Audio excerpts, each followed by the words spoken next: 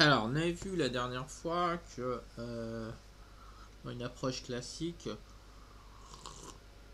donc on écrivait un programme là, donc write rules, ok, puis on l'évaluait, évaluation, et si c'était ok, il partait en prod.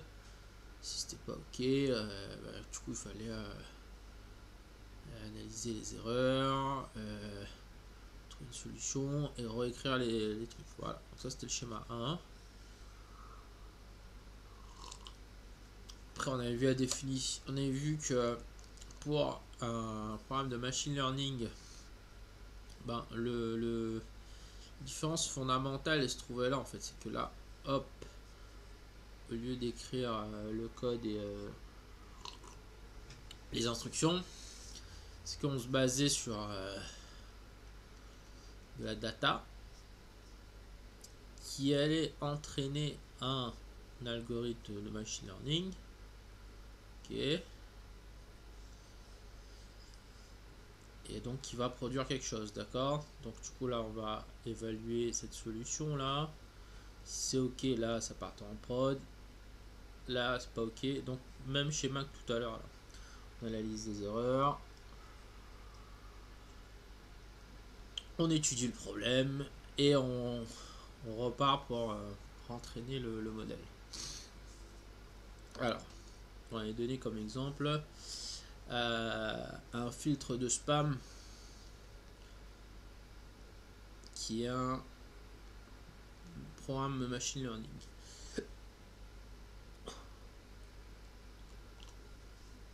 Mais il y a une façon encore plus sophistiquée de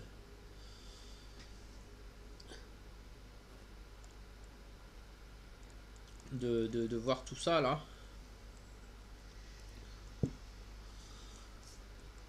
C'est que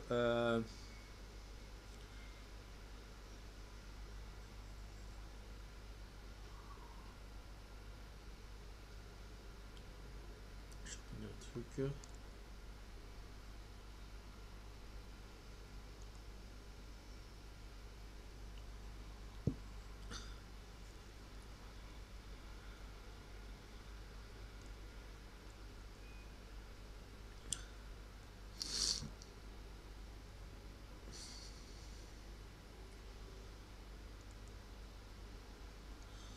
Ouais, voilà. Donc, ce qui raconte Monsieur Guéron, hein, c'est qu'il disait que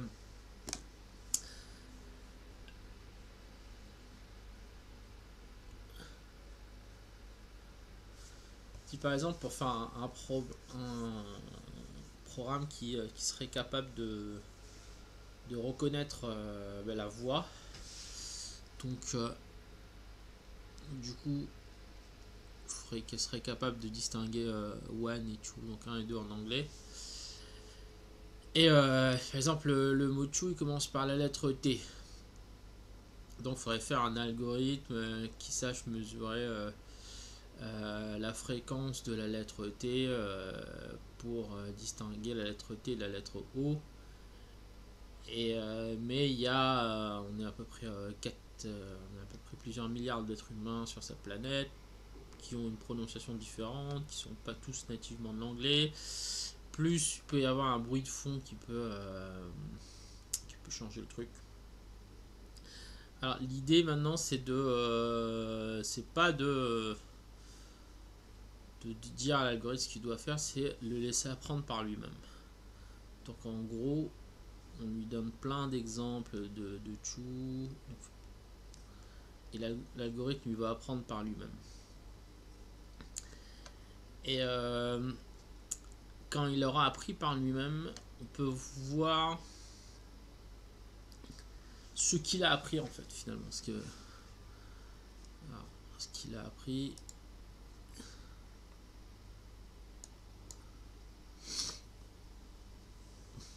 Hop, hop, on met là lui.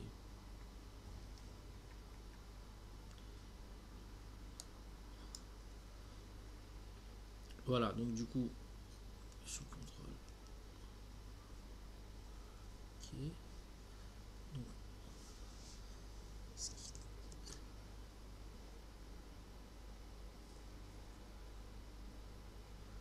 Voilà, donc si on prend le spam filter là,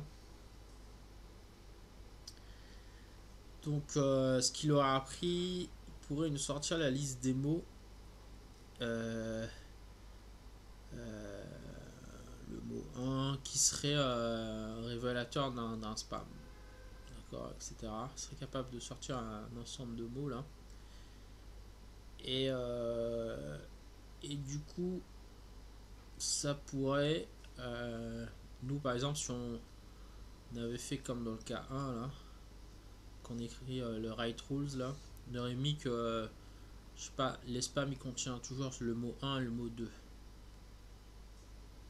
Et en appliquant une technique de machine learning, on découvre il y a le mot 3, mot 4, qui seraient des mots susceptibles d'engendrer un spam. Et du coup, en fait, là, on découvre ce qu'on appelle des trends, là, des, euh, des nouveaux chemins, et ça permet une meilleure compréhension de ce qu'on savait pas en fait. Après, là, c'est un autre champ qui s'appelle la data mining. Donc là, si on refait le schéma qu'on a vu tout à l'heure, là, il sera un peu différent. En fait, c'est là, au lieu de lui donner un peu de data, il donnera un paquet de données qui va entraîner train un algorithme de machine learning. Du coup, maintenant, qui va donner une solution qu'on va inspecter. Là, en fait, là, la différence, c'est que qu'un non machine learning, on évaluait ce qui sortait, donc l'output. Là, on évalue aussi ce qui sortait, on évalue les solutions qu'on analysait. Là, maintenant, on aura une solution à inspecter. Mais cette solution, elle va permettre d'élargir le champ des connaissances. C'est-à-dire, on va pouvoir découvrir des trucs qui nous avaient échappé. Du coup, ça permet une meilleure compréhension du problème.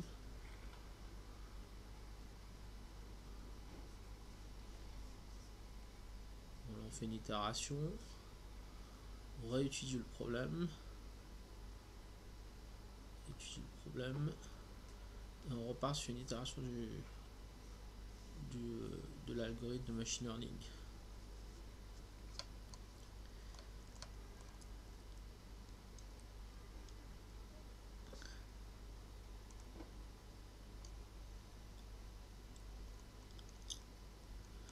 Voilà, donc lui il finit. Ah, il y avait un autre cas qui était similaire. Effectivement, je l'ai sauté, je l'ai pas vu.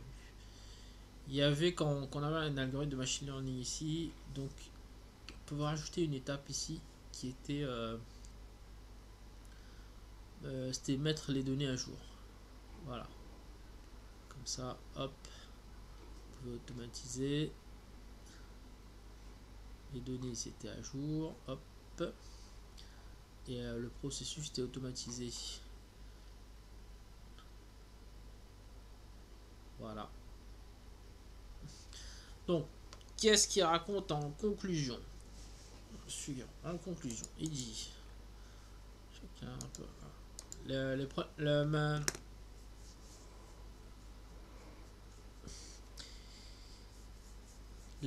alors, je vais écrire le machine learning. Le machine learning est utilisé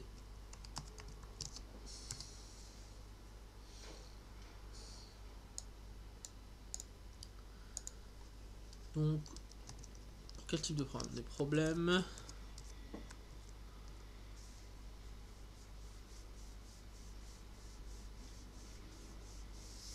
dont les solutions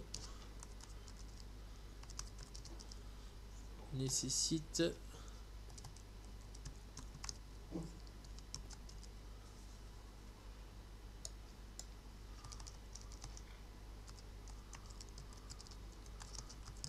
un ensemble longue liste de règles à implémenter. Voilà. Donc le cas typique c'était le spam filter où on devait faire du if tel mot, if tel mot, if tel mot, if tel mot. D'accord.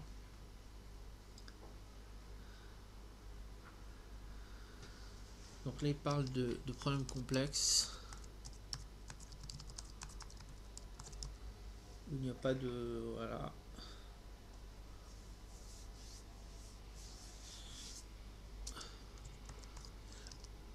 Dans les environnements fluctuants.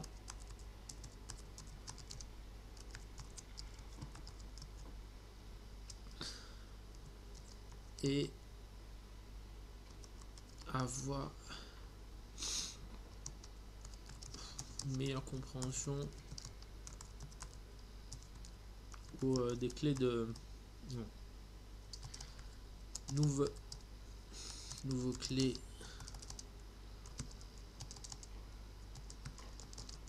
de compréhension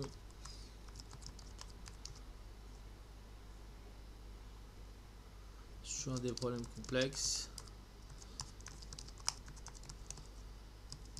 sur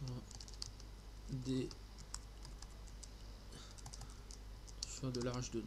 Bon, j'avoue que c'est un peu scabreux tout ce qu'on raconte là, mais bon, on aura fini. On va garder en tête les schémas là. Après on verra la suite.